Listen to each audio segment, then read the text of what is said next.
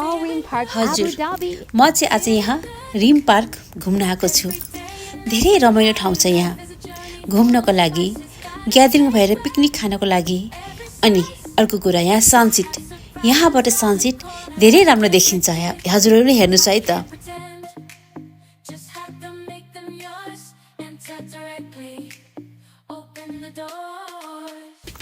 हेर्नुहोस् त कति राम्रो देखिन्छ यहाँबाट सनसेट।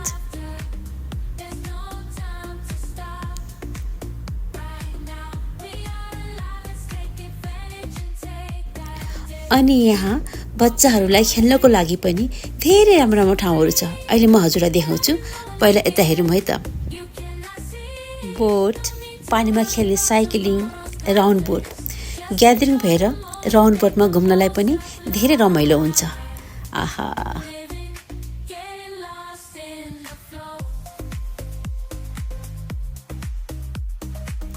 हजुरहरू पनि एकचोटि आउनुहोला। यहाँ त अझ दिउँसो भन्दा पनि बेलुका साँझ परेपछि झन् रमाइलो हुन्छ, धेरै रमाइलो हुन्छ यहाँ।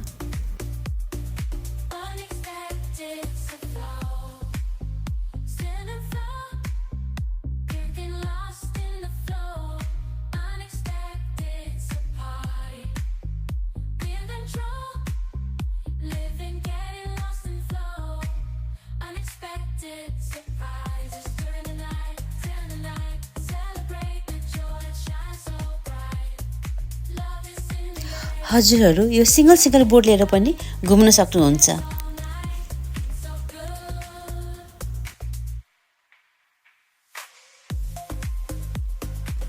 हेर्नुहोस् त कति रमाइलो छ। यता चौरीतिर नै बस्न मिल्छ, कुर्सीहरू पनि छ, चौरीतिर नै बस्दा हुन्छ। शीतल छ हो बेलुका त।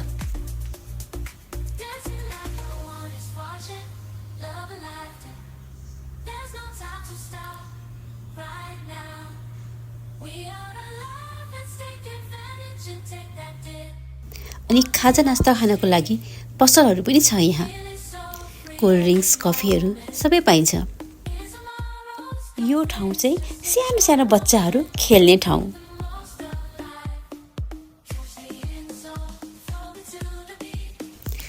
यता हेर्नुहोस् है त, यो चाहिँ पुल होइन। पुलको मुनि चाहिँ यसरी खेल्ने ठाउँहरू छ। हेर्नु कति रमाइलो छ यहाँ। माथि पुल छ, तल चाहिँ खेल्ने ठाउँहरू। ओहो, हेर्नुहोस् न, दुईटा पुलको बिचमा छ है यो। अहिले हामी माथि पनि जान्छौँ, पुलबाट के देखिँदो रहेछ हेर्नुपर्छ। हस्,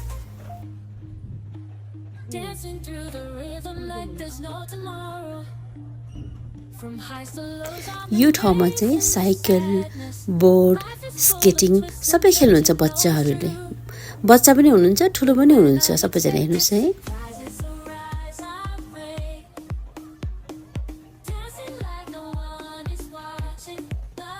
अब अलिअलि राति पनि हुँदैछ, अझ राम्रो देखिँदैछ है यो ठाउँ। हेर्नुहोस् है,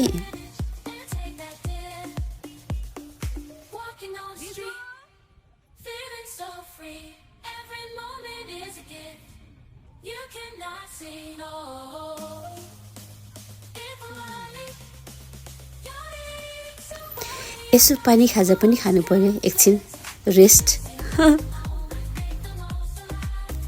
यो पानीमा हेर्नुहोस् त कलर कति चेन्ज हुन्छ, रातो, निलो, हरियो। ओहो, कति राम्रो देखिन्छ यो पानीमा झन्।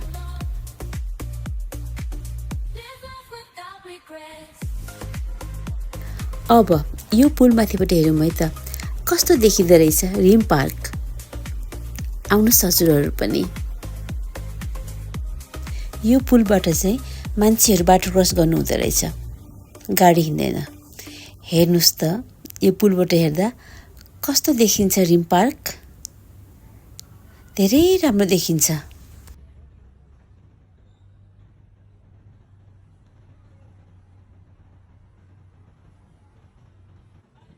यो चाहिँ त्यही पुलको मुनि हेर्नुहोस् न, साइकल कुदाउँछ बच्चाहरूले, स्केटिङ खेल्नुहुन्छ बच्चाहरूले, स्केटबोर्ड ठुलो पनि खेल्नुहुन्छ, बच्चाहरू मात्र होइन। यो ठाउँमा चाहिँ ठुलो पनि सानो पनि सबैजना खेल्नुहुन्छ। राति भइसक्यो, अब मान्छेहरू आउन सुरु हुँदैछ है।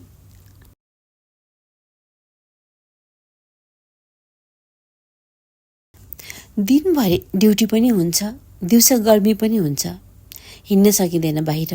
अब राति भएपछि यो ठाउँमा शीतल पनि हुन्छ, घुम्नलाई धेरै रमाइलो छ।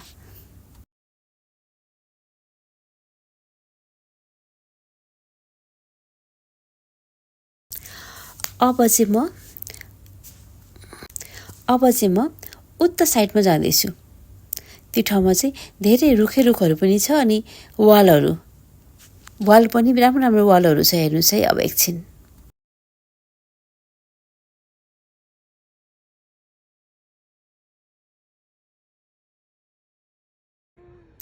यो फेरि अर्को साइडमा फेरि यो त वाल पनि छ, सानो रुखहरू पनि छ अनि यहाँ खेल्ने ठाउँहरू पनि छ। फेरि राति भएपछि यो ठाउँमा खाना खानको लागि ग्यादरिङ भएर आउनुहुन्छ सबैजना।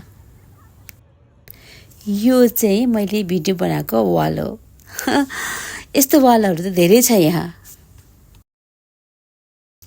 अनि सानो रुख अनि लाइटिङ कस्तो राम्रो देखिन्छ। राम्रो छ यो ठाउँ हो, धेरै राम्रो छ। हजुरहरू पनि एकचोटि घुम्नलाई आउनुहोस्।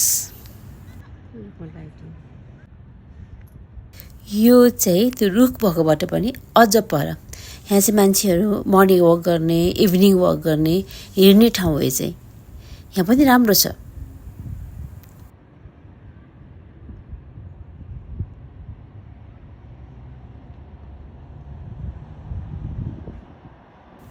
अब चाहिँ म पहिलाकै ठाउँमा आउँदैछु। लाइटिङ रुखहरू अनि लाइटिङ वालहरू अनि पिकनिक स्पोट अनि खेल्ने ठाउँ धेरै राम्रो छ।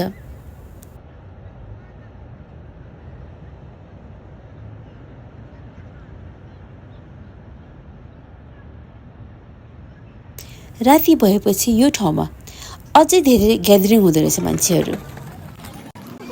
अनि पसलहरू पनि राति भएपछि ओपन नै हुँदो रहेछ। हजुरहरू पनि एकचोटि घुम्न आउनु होला यो ठाउँमा। कति रमाइलो छ। सनसेट, साइक्लिङ, बोटिङ, यस्तो घुम्ने बच्चाहरूलाई खेल्ने ठाउँ, ठुलोहरूलाई पनि खेल्ने ठाउँ, राम्रो रमाइलो ठाउँ छ।